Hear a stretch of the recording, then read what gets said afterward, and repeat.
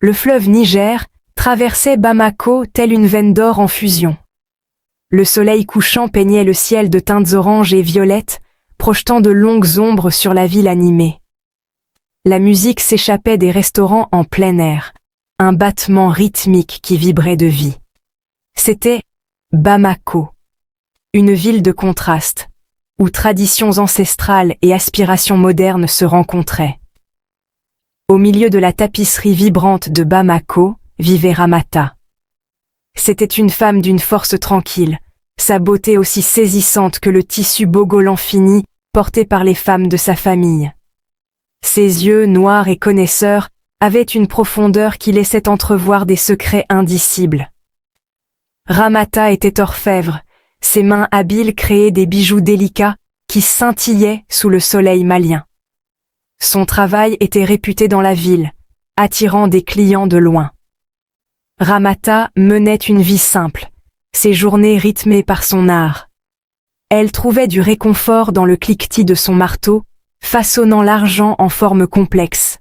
Pourtant, à son insu, un changement se préparait, un bouleversement dans la trame même de son être. Ce changement allait altérer le cours de sa vie, l'entraînant dans un monde de mystères et d'intrigues.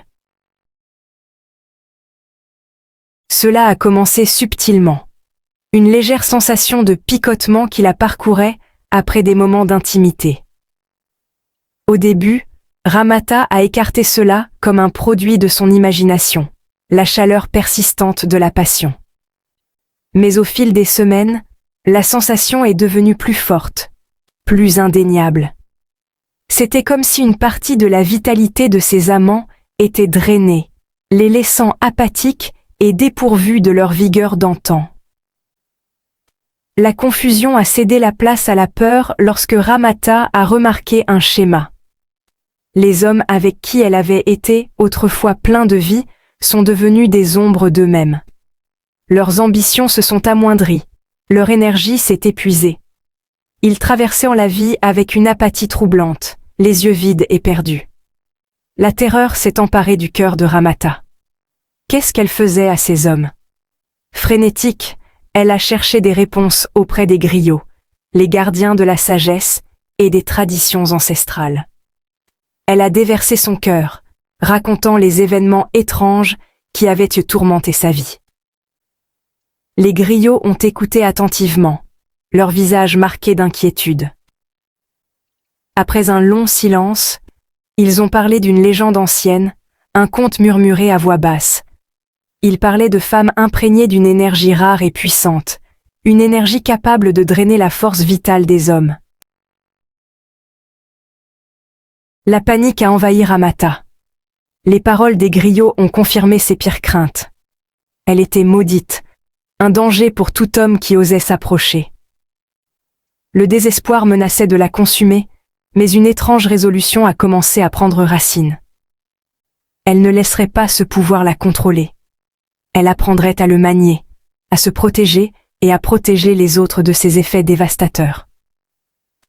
Tandis que Ramata se débattait avec sa nouvelle réalité, les hommes de Bamako continuaient d'être attirés par elle, captivés par sa beauté et sa grâce.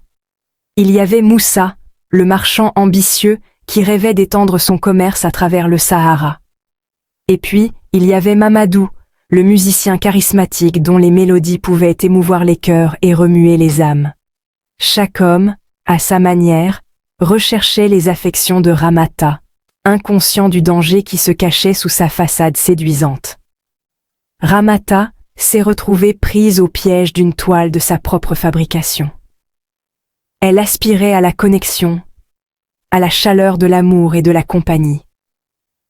Pourtant, la peur de son pouvoir la retenait, la forçant à tenir les hommes à distance.